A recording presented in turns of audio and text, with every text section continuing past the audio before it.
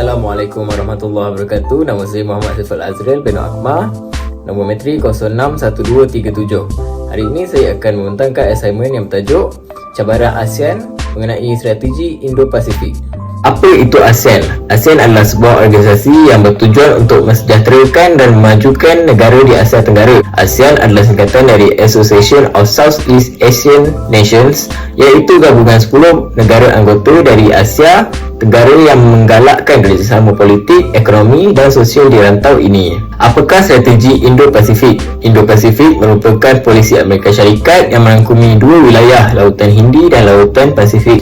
Menurut Donald John Trump, iaitu Presiden Amerika Syarikat yang ke-45, Indo-Pasifik bermaksud gabungan negara India, Amerika Syarikat dan negara utama di Asia, terutamanya Jepun dan Australia, untuk mengekang China dalam rangka kerja baru pengaruh Perang Dingin yang semakin meningkat. Strategi Indo-Pasifik masih hanya merupakan satu idea. Titik permulaannya adalah untuk mewujudkan lindung nilai terhadap kebangkitan ekonomi dan ketenteraan China untuk membina semula pengaruh Amerika Syarikat di rantau ini.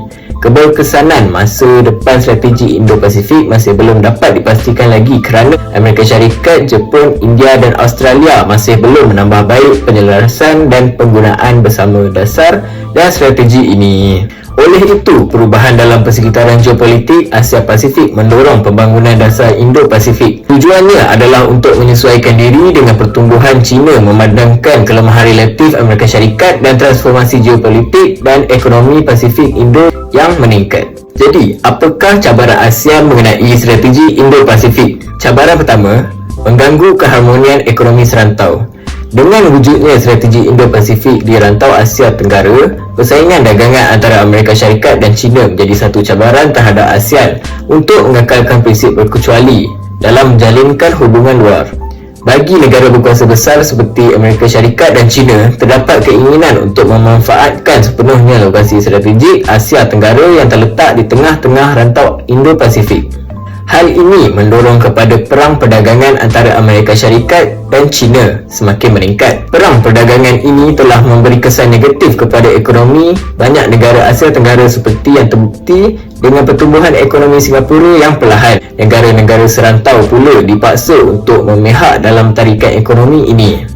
Ini jelas daripada kenyataan Presiden Indonesia Joko Widodo. Jokowi menyatakan bahawa perang perdagangan antara Amerika Syarikat dan China tidak menunjukkan sebarang tanda perdamaian dan kerana terdapat kebimbangan bahawa perang perdagangan berkembang di masa hadapan yang boleh memberi kesan kepada keselamatan dan kestabilan rantau Asia Tenggara.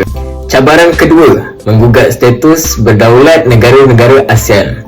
Atas dasar kebebasan melakukan aktiviti dagangan serta keselamatan yang diperkenalkan dalam strategi Indo-Pasifik, kapal-kapal perang Amerika Syarikat telah mula melakukan aktiviti pengawasan dengan merentas perairan di sekitar pulau-pulau yang dituntut oleh China di perairan Laut China Selatan.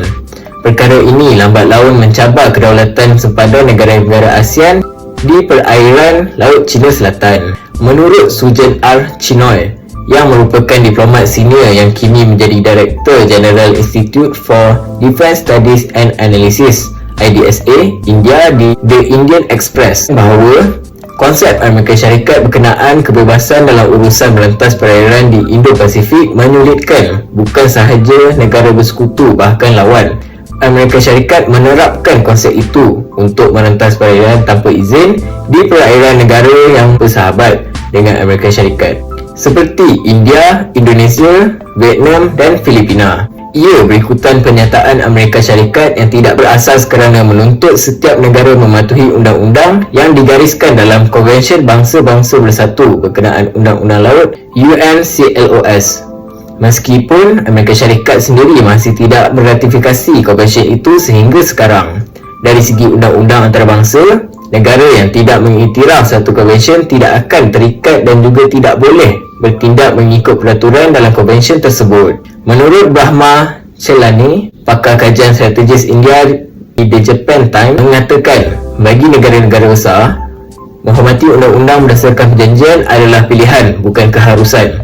China dan anggota tetap Majlis Keselamatan Pertubuhan Bangsa-Bangsa Bersatu UNSC juga sering melanggar undang-undang antarabangsa, walhal mereka mendapat kepercayaan menjaga perdamaian dan keamanan antarabangsa. Fakta itu mendorong Chelane berpendapat ASEAN amat memerlukan strategi Indo-Pasifik yang tidak melanggar undang-undang laut antarabangsa demi menghormati kedaulatan laut bagi negara-negara ASEAN. Oleh itu, dapat ditekankan bahawa Indo-Pasifik tidak boleh ditafsirkan hanya berdasarkan persaingan antara Amerika Syarikat, China semata-mata. Akan tetapi mestilah menjadikan pertumbuhan ekonomi di rantau Indo-Pasifik semakin maju.